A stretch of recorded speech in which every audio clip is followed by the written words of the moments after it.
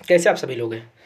आप सभी लोग को इस सेशन में जुड़ने के लिए दोस्तों बहुत बहुत स्वागत है। जैसा कि आप लोग जानते हैं कि डेली बेसिस पे हम लोग इस पे करंट अफेयर्स को डिस्कस करते हैं, यानी कि कहने का मतलब हाल फिलहाल में जो घटनाएं घटी हुई होती है दोस्तों, उस पर हम लोग चर्चा करते हैं। यानी कि डेली बेसिस पे हम लोग न्यूज़ को डिस्कस करते हैं दोस्तों। जो यूपीएससी के एग्जाम दे रहे हैं, पीसीएस का दे रहे हैं, या फिर किसी प्रकार का गवर्नमेंट जॉब का जो तैयारी कर रहे हैं दोस्तों, उनके लिए सबसे महत्वपूर्ण ये जानकारी हो सकती है दोस्तों। आज का जो सेशन है उसमें कहा जा रहा है तमिलनाडु से रिलेटेड एक सियासी फेरबदल का है, फेरबदल के बारे में हम लोग चर्चा करेंगे दोस्तों, बात करेंगे। कहा जा रहा है कि तमिलनाडु के जो तमिलनाडु में दोस्तों अभी डीएमके की सरकार है। एम के स्टालिन वहाँ के मुख्यमंत्री हैं, लेकिन उनके बेटे को इनसे पहले दोस्तों खेल मंत्री के तौर पे उनके द्वारा काम किया जा रहा था, लेकिन एम के स्टालिन ने उदयनिधि को, जो उनका बेटा है दोस्तों, उनको उप मुख्यमंत्री के रूप में उसको चयनित करने का काम किया है दोस्तों। तो इसको लेकर बात है दोस्तों, इसको लेकर न्यूज़ है। और वहाँ का जो मंत्रिमंडल में जो बदलाव किए गए हैं उसको देखते हुए आज हम चलिए डिटेल में उसके बारे में बात करेंगे कि क्या क्या चीज़ें तमिलनाडु में बदलने का प्रयास किया गया है दोस्तों। आइए उसके बारे में ही बात करेंगे। कहा जा रहा है कि तमिलनाडु के सीएम एम के स्टालिन ने राज्यपाल से उदयनिधि को डिप्टी सीएम नामित करने की सिफारिश के साथ साथ बी सेंथिल बालाजी, डॉक्टर गोबी चेजियान और R Rajendran Thiru M S Nasar को मंत्रिमंडल में शामिल करने की सिफारिश की है दोस्तों। नए मंत्री और उप मुख्यमंत्री का शपथ ग्रहण समारोह रविवार दोपहर 3:30 बजे चेन्नई के राजभवन में होगा दोस्तों, ऐसा कहा जा रहा है। तमिलनाडु में डिप्टी सीएम बने उदयनिधि स्टालिन, क्या है इनके बारे में कहा जा रहा है। तमिलनाडु की राजनीति में एक बड़ी फेरबदल सामने आई है। उदयनिधि स्टालिन जो अभी तक राज्य के खेल मंत्री थे, अब तमिलनाडु के उप मुख्यमंत्री बनने जा रहे हैं। उनके शपथ ग्रहण का समारोह 29 सितंबर को दोपहर 3:30 बजे चेन्नई के राजभवन में होगा दोस्तों, ऐसा कहा जा रहा है। यह कदम तमिलनाडु की राजनीति में महत्वपूर्ण बदलाव के रूप में देखा जा रहा है और इससे सरकार में बड़े फेरबदल की उम्मीदें भी बढ़ गई है दोस्तों। वैसे आपको बता दें कि इस खबर ने तूल तब पकड़ी जब तमिलनाडु के मुख्यमंत्री एम के स्टालिन ने कुछ दिनों पहले अपने बेटे उदयनिधि स्टालिन के संभावित प्रमोशन पर सवाल किया गया था। तब उस वक्त मुख्यमंत्री की प्रतिक्रिया से इस बदलाव का संकेत मिल गया था दोस्तों। उन्होंने जब कहा था कि निराशा नहीं होगी बल्कि बदलाव होंगे, ऐसा उनके द्वारा कहा गया था। यह बयान साफ तौर पर इशारा कर रहा था दोस्तों कि तमिलनाडु की सत्ता में कुछ बड़ा बदलाव होने जा रहा है और अब यह स्पष्ट हो चुका है। तमिलनाडु सरकार में मंत्री मोहम्मद अन अनबरासन ने पहले ही संकेत दे दिया था दोस्तों कि उदयनिधि को उप मुख्यमंत्री के रूप में नियुक्त किया जाना तय है दोस्तों।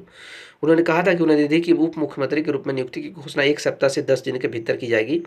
शायद कल ही घोषणा हो जाए दोस्तों, ऐसा उनके द्वारा कहा गया था। यह बयान एक तरफ से इस बदलाव की औपचारिक घोषणा से पहले की पुष्टि थी दोस्तों। अब यह साफ हो गया है कि उदयनिधि स्टालिन को सरकार के दूसरे सबसे महत्वपूर्ण पद पर पदोन्नत किया जाएगा दोस्तों।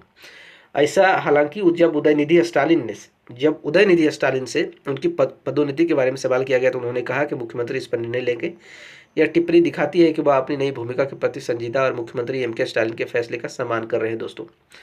उदयनिधि स्टालिन के उप मुख्यमंत्री के रूप में पदोन्नति के साथ ही तमिलनाडु के मंत्रिमंडल में भी बड़े बदलाव की संभावना है दोस्तों। मुख्यमंत्री एम के स्टालिन ने कैबिनेट में नए चेहरों को शामिल करने की योजना बनाई है। इन नामों में बी सेंथिल बालाजी, डॉक्टर गोबी चेंजियन और आर राजेंद्रन और एम एस नसर जैसे प्रमुख नेता शामिल हो सकते हैं दोस्तों। इस कैबिनेट फेरबदल में सबसे चर्चित नाम भी बी सेंथिल बालाजी का है। बी सेंथिल बालाजी को हाल ही में सुप्रीम कोर्ट से जमानत मिली है दोस्तों।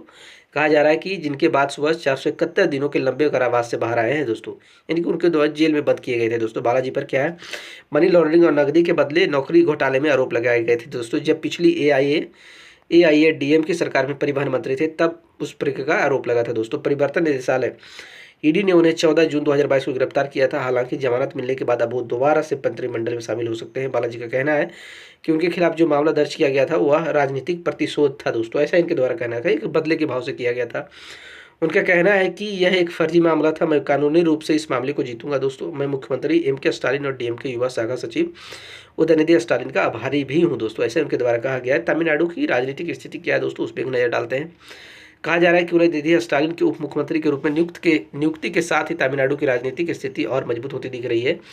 उदयनिधि पहले से ही डीएमके, जिसे आप कह सकते हैं द्रविड़ मुनेत्र कड़गम के युवा नेता के रूप में उभर चुके हैं और राज्य की राजनीति में उनका बड़ा कद है दोस्तों। खेल मंत्री के रूप में भी उन्होंने अपनी छवि को मजबूत किया है और अब उप मुख्यमंत्री के रूप में भी उनकी नियुक्ति पार्टी के भीतर राज्य की राजनीति में उनकी अहमियत को और बढ़ा रही है दोस्तों। यह नियुक्ति इस बात का भी संकेत देती है कि डीएमके अपने नेतृत्व में एक नए युग की शुरुआत कर रही है दोस्तों, जहां अगली पीढ़ी को जिम्मेदारी सौंपी जा रही है। मुख्यमंत्री एम के स्टालिन ने तमिलनाडु की जनता के बीच अपनी मजबूत पकड़ बनाई है और अब उदयनिधि की नई भूमिका पार्टी के भविष्य को और अस्थिर कर सकती है दोस्तों, ऐसा अनुमान आप लगा सकते हैं। उदयनिधि स्टालिन के उप मुख्यमंत्री बनने के बाद राज्य की राजनीति में कुछ प्रमुख बदलाव देखने को मिल सकते हैं दोस्तों। विशेषज्ञों का मानना है कि यह कदम डीएमके की आगामी चुनावों के लिए राजनीति का हिस्सा हो सकता है, जिसमें युवा मतदाताओं को आकर्षित किया जा सकता है। इसके अलावा कैबिनेट में नए चेहरे लाने से पार्टी में नई ऊर्जा का संचार भी हो सकता है दोस्तों। उम्मीद करते हैं आप सभी को चीज़ें बहुत ही क्लियर समझ में आई होगी दोस्तों। हमारे चैनल से जुड़ने के लिए आप सभी लोगों को दोस्तों बहुत बहुत धन्यवाद।